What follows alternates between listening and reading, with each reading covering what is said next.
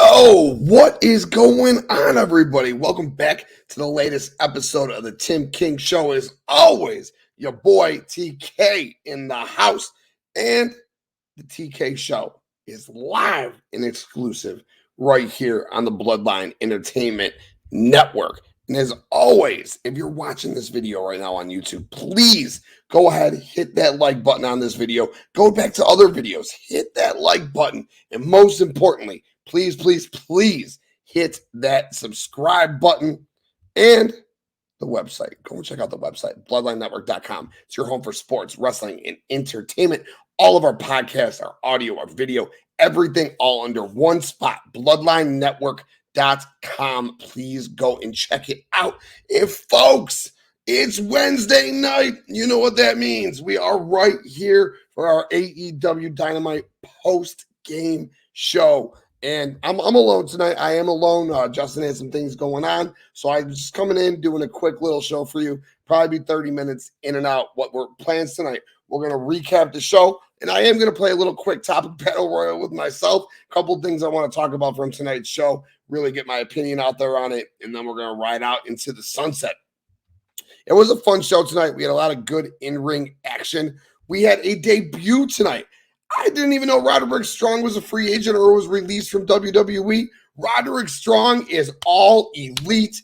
Him and AdamCole share this hug in the middle of the ring. Oh my God. Goosebumps. Nipple mania. When Ivan listens, I had nipple mania, man. I had goosebumps going absolutely crazy. And the Four Pillar story was good. To end the show with the BCC and the Elite, that continues to be their best story. And let's just kind of run down the show as we do every week.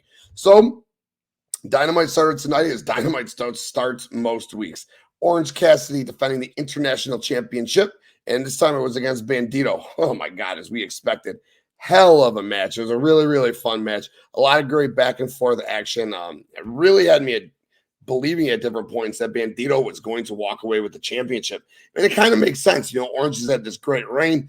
Let Bandido come in. It's a fresh guy. Give him a good run. The guy is so uber talented, and he's over with the crowd. But after a great match, OrangeCassidy ended up pulling out the win. He had this nasty, Bandido threw him in the air high as hell, popped down Superman or Orange Punch, and knocked him down, dude. Nasty, nasty way to end that match. So OrangeCassidy go ahead, beat Bandido, retains the International Championship, and that's like his 13th or 14th defense. After the match, it was really cool. He grabbed some sunglasses, went to put them on Bandido. Wouldn't really fit around his mask, but Bandido raised his hand. They went backstage together. It was a nice little moment. So speaking of backstage, Renee Cole's sitting there, or Renee Paquette's back there. She's interviewing AdamCole. That's awkward, Renee Cole, huh? She's up talking to AdamCole. AdamCole's heated, man. He says he wants Chris Jericho. He wants him later tonight. He's going to the ring. He's calling out Chris Jericho. If Chris Jericho doesn't come out to the ring, he will go and find Chris Jericho. Then a really funny segment right after that with Renee, where OrangeCassidy and Bandido then came out from the arena or ringside back into the back, and they ask her what's going on. She's like, what do you mean what's going on? He's like, what's going on? So she explains the AdamCole situation, what happened last week, and then OrangeCassidy just looks at her and goes, oh, and walks away. And Bandido walks up to her and goes, oh, and walks away. I don't know. Little things like that. I thought it was really funny. OrangeCassidy is just so over with the crowd. His in-ring work is fantastic. And like his character work, obviously, that's his best work, is on point, on fire right now. OrangeCassidy is the real deal Holyfield of AEW right now. Go and check out my power rankings. He's been consistently top 4 all the way up to number 2 weeks ago. Slid down to number 3 last week. I digress. Go to bloodlinenetwork.com. Check out the AEW weekly power rankings. I do them every single week. Go and check that out. Back from commercial break. We are backstage again with Renee.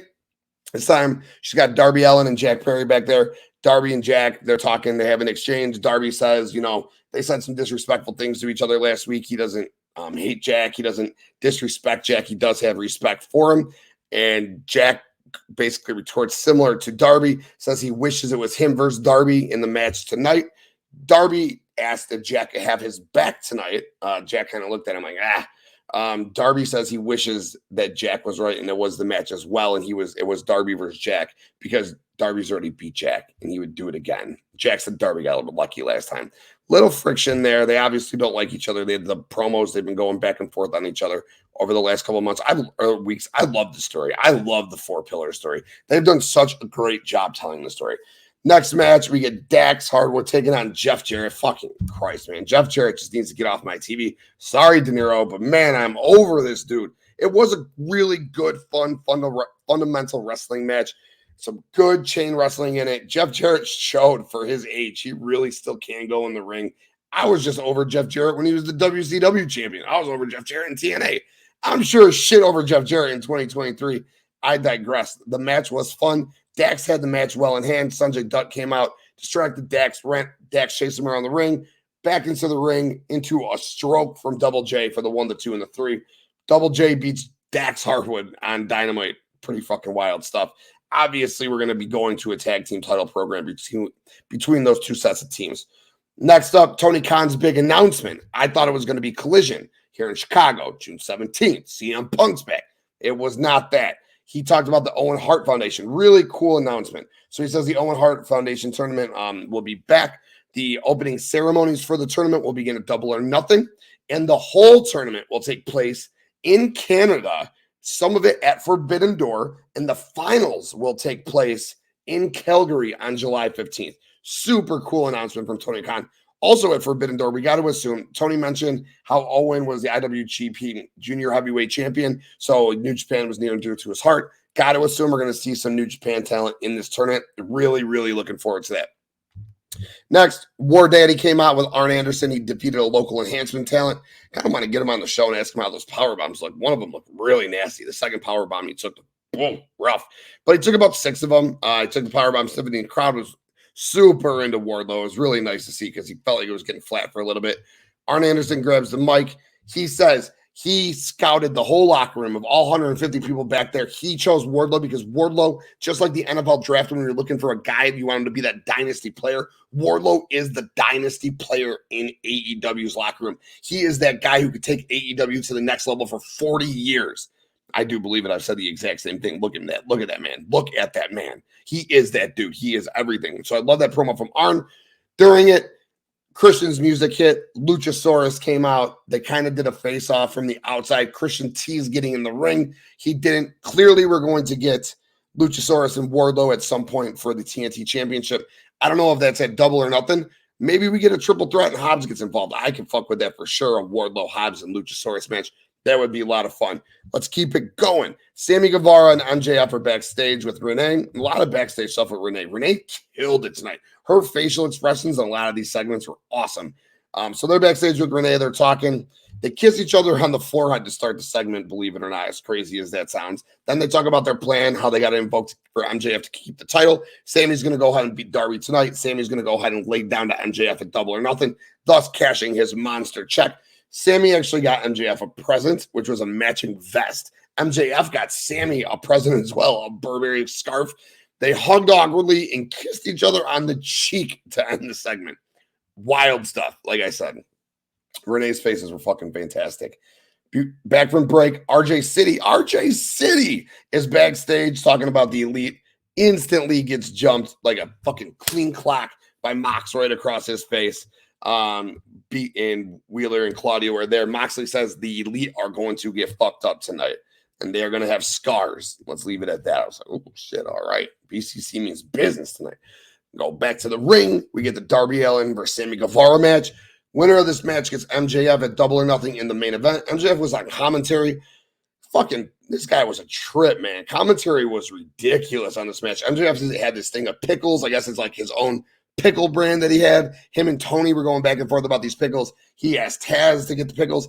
Taz like reached in to grab the pickles with his hand, and he's like, wait, you don't have a fork? Like, it was all awkward and shit, but it was really, really funny. And MJF like continually talked about these pickles like 3 times. The match itself, I mean, come on, Darby and Sammy, what would you expect? The match was fucking awesome. It was a really good back and forth match. At one point, Sammy Guevara hit a 630 senton through a table on the outside. Like, holy shit. I say it every single time this man wrestles. Sammy Guevara is one of the most underrated talents in the world. And it is so glad to finally see him getting his due in a huge world championship program. Love that man, dude.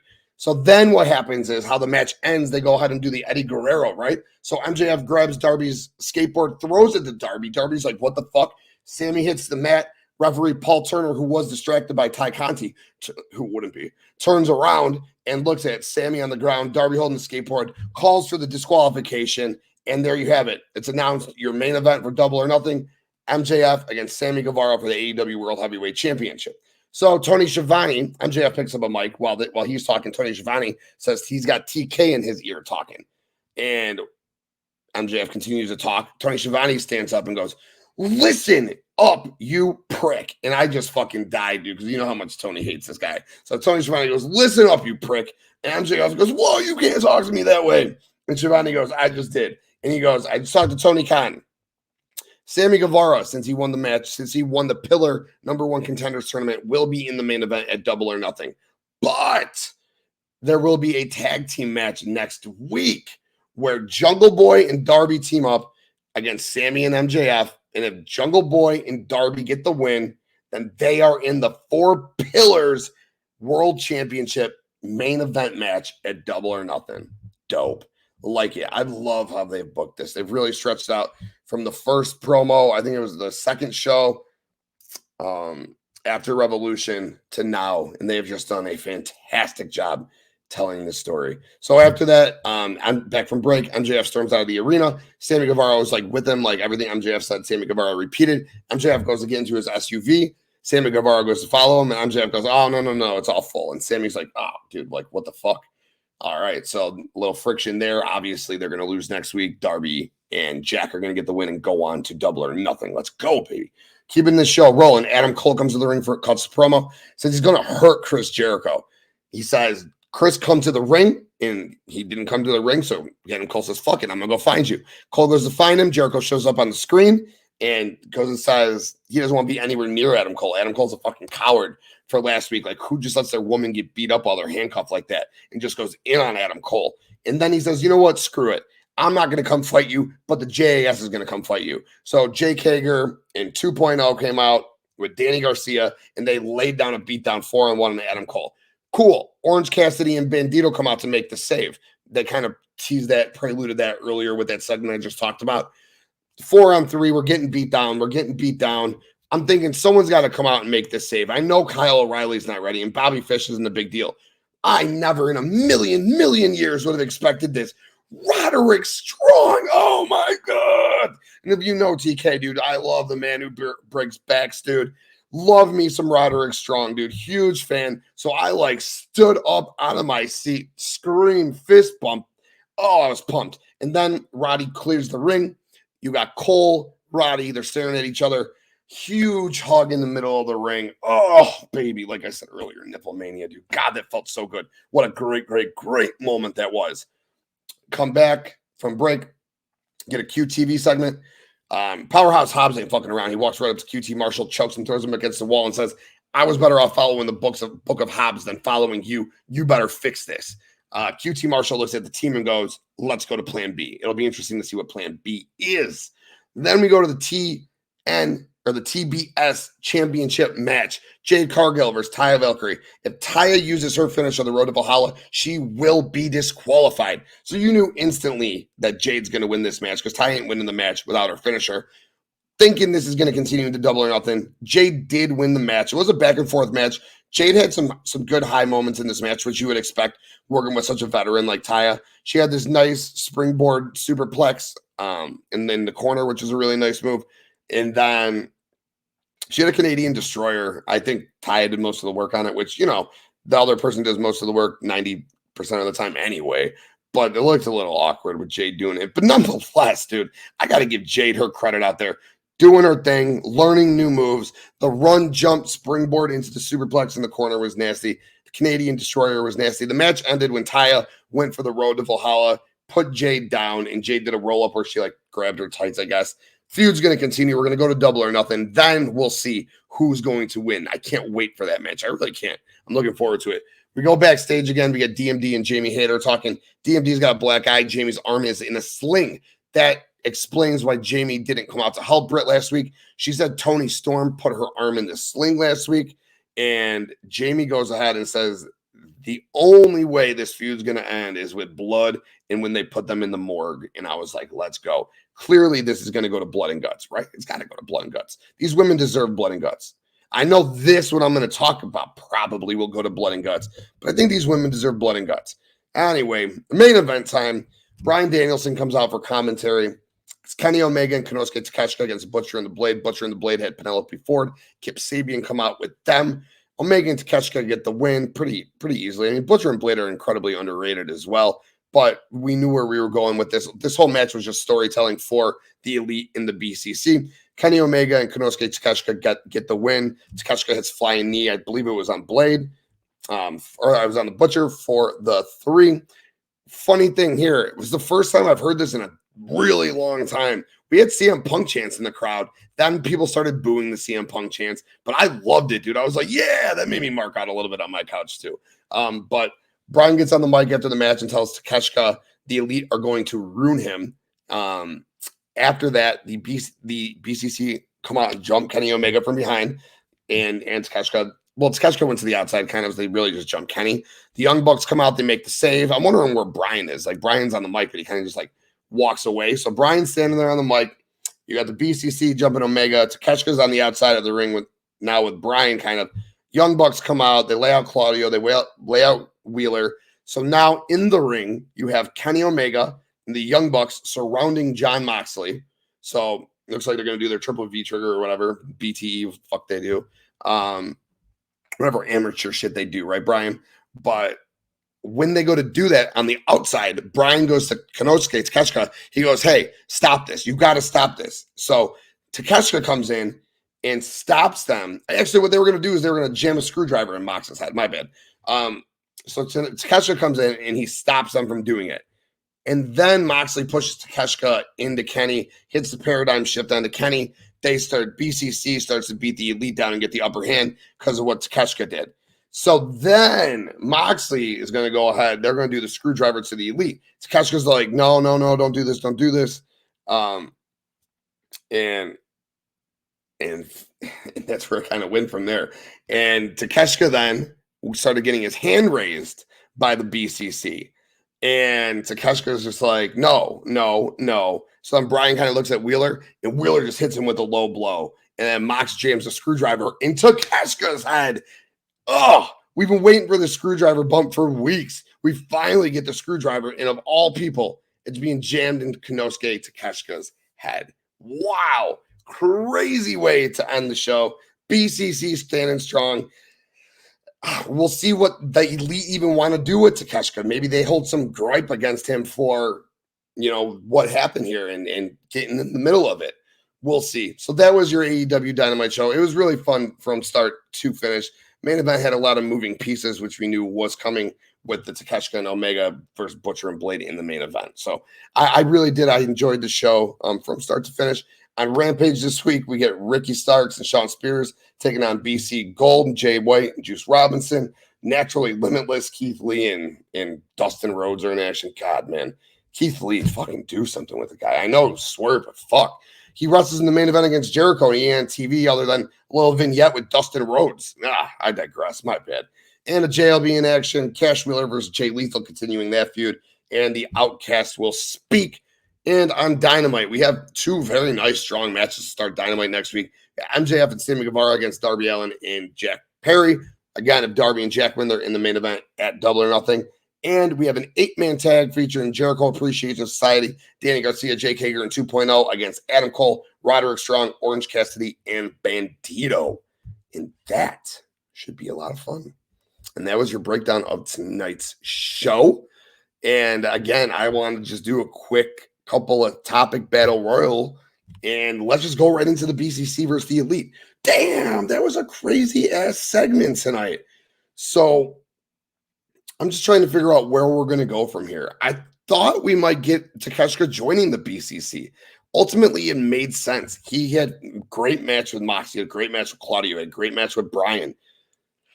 He doesn't really fit the elite mold. He doesn't really fit with Hangman or Kenny. I thought him with the BCC as a ruthless killer would have made a lot of sense. And then you would have had those 5 guys. You had Bryan, Mox, Claudio, Takeshita, and Wheeler. And on the flip side with the elite, you had Kenny, the Bucks, Hangman. You need one more. Who's one more?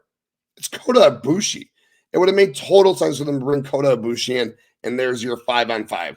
Again, I don't know where it's going. Is it going to be a spring stampede? Is it going to be a blood and guts?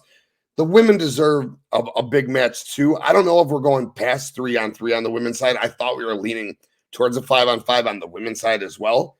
I don't know if the story is progressing that way or not. We might just end up with a 3-on-3. I don't know, who that ultimately is. But this should have probably been inside a 5-on-5. Even now, the way the story is going, BCC, you're sitting at 4. If you're adding Takeshita to the elite, you're sitting at 5. I can't wait for whatever this match is going to be. This is by far and away the best story that AEW's got going. And tonight just flipped it all around. I added all sorts of different elements. Having Takeshita try to stop the elite and then stop the BCC and then tell them, I want nothing to do with you, was just a really, really nice spin. And then it'll be nice to see where they go next week going forward. Because again, like I said, Kenny was already skeptical of working with Takeshita in the first place. What's going to happen now that he stopped him from doing what he wanted to do to Moxley, and then he ended up taking a paradigm shift for it? It'll be interesting. I'm very much so looking forward to that. The OwenHart Foundation Tournament. What a great announcement by TonyKhan. I love that it's going to be solely in Canada. That is so cool. It makes total sense. And for the finals to be in Calgary, Alberta, Canada, in Owen's hometown, it makes a bunch of sense.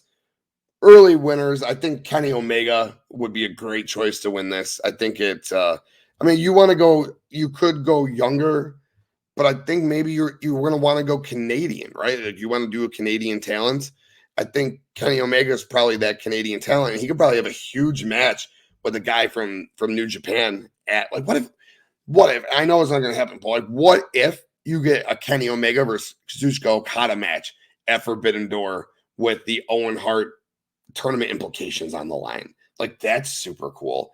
I don't think it'll happen, but it would be dope. Kenny Omega seems like a great fit to win the men's side of it. He'd be a good representation of it.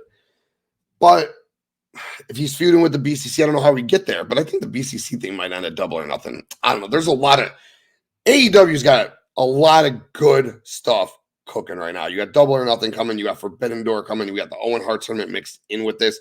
You got the great feud going on with the BCC and the Elite. So there's a lot of moving parts that you can do inside of this feud. But the OwenHart Foundation, though, on the men's side, I can't think of any other Canadian. You don't want to give it to Chris Jericho. That's silly. So I think Kenny, he kind of almost seems equally as silly, to be honest, because he's almost on the same level as Jericho at this point. But I think you want to go Canadian. So I think you want to go Kenny Omega there. And on the women's side, I have no idea. Man, I guess that would be tough to go Canadian. I don't know any Canadian. I mean, TayaValkyrie, she just got there. I mean, she wouldn't be a bad choice. Put her over right away. She's great. I wouldn't hate if she beat Jade at Double or Nothing. I might talk about that momentarily. TayaValkyrie, she might not be a bad choice on the women's side. Chris Statlander, a returning Stat, wouldn't be a bad choice on the women's side. Ruby Soho got to the finals of the tournament last year. She wouldn't be a bad choice. Anyone from the Outcast, giving Saraya something. So on the women's side, you have a lot of flexibility there. Even like an upcoming star like Willow Nightingale getting through the tournament, that's a fun, compelling story. So on the women's side, you have a lot of different options. The men's side, I think you want to go Canadian. I think you want to honor Owen. I think you want to do Kenny Omega. So that I'm looking forward to seeing. It's just so many different options, and who doesn't love a good tournament? Especially you get one on the men's side, one on the women's side, honoring the man. Love it, absolutely.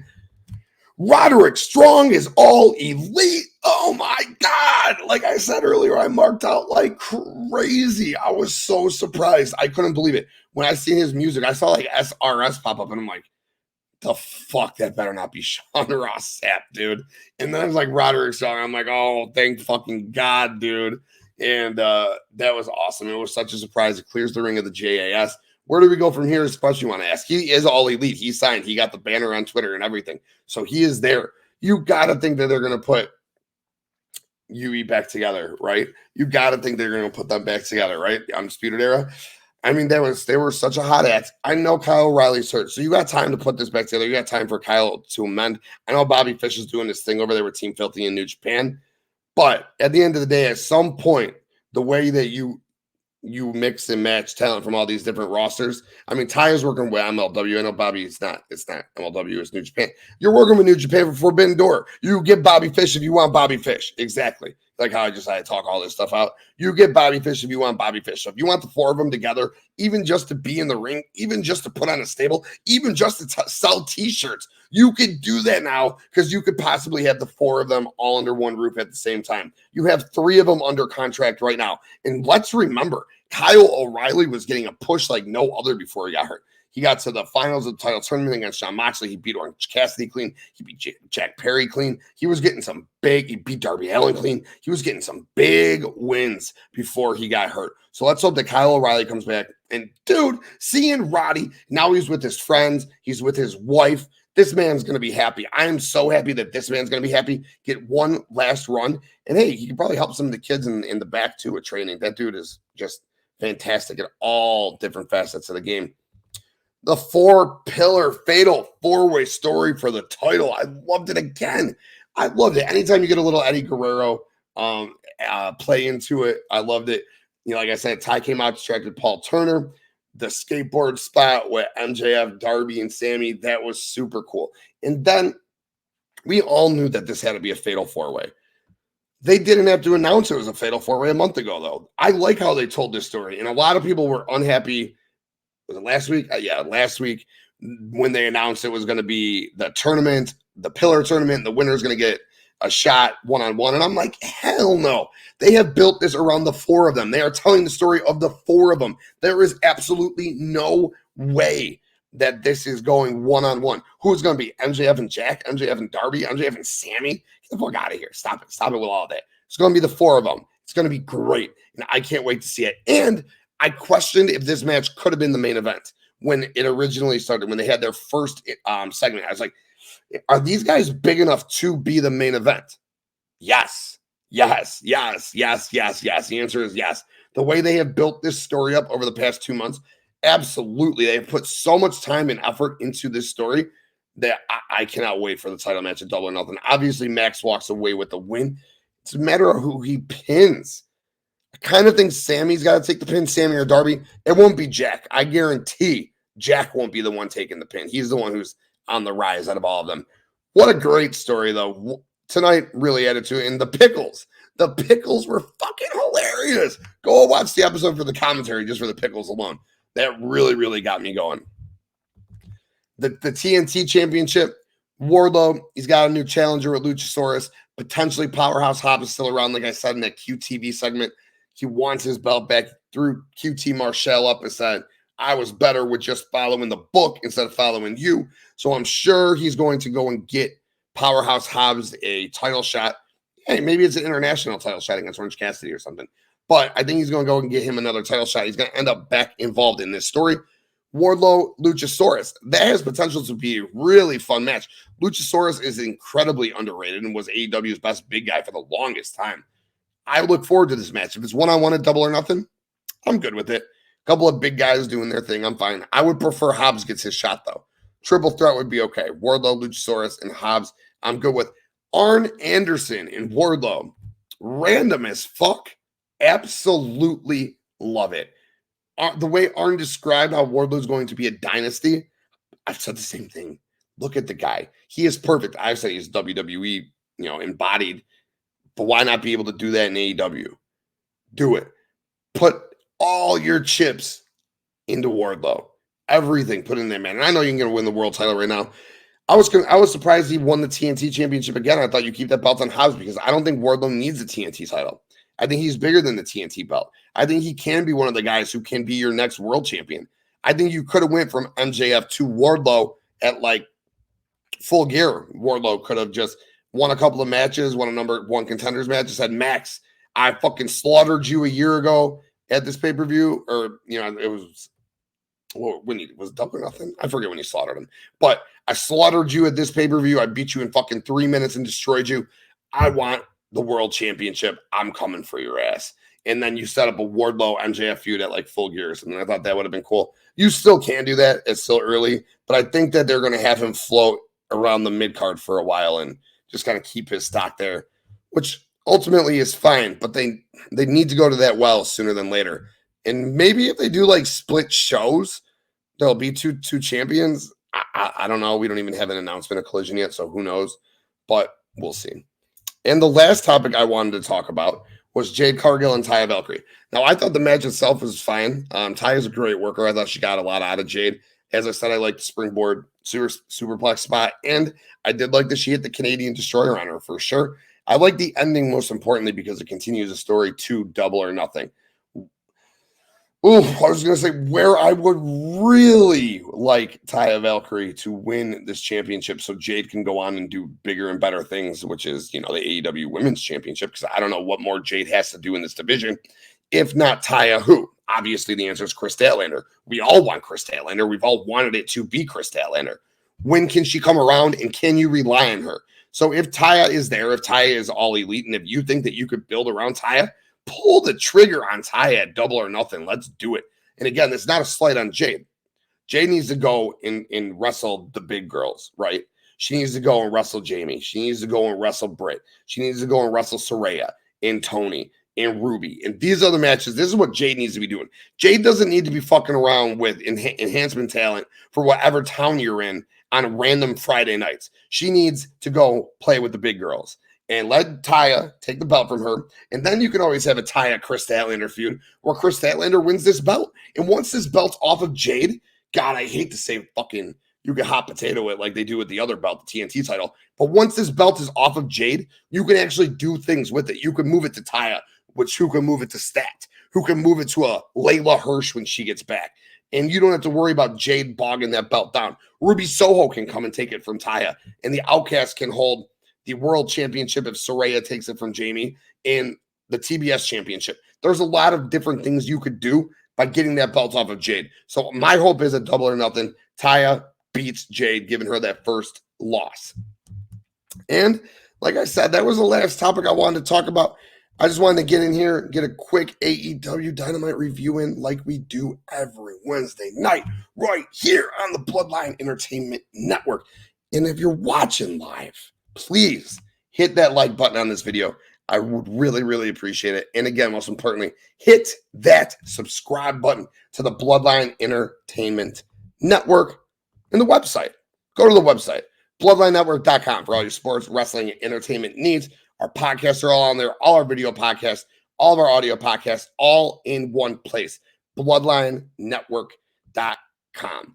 And for everyone who watched, everyone who listened, I really want to thank you. I really, really appreciate the support that we get, and I appreciate you guys tuning in and coming back and checking out what TK is doing right here. And you can find your boy TK at the Tim King Show on all major social media outlets, and follow the Bloodline at the Bloodline ENT, baby. Until next time, your boy, we out.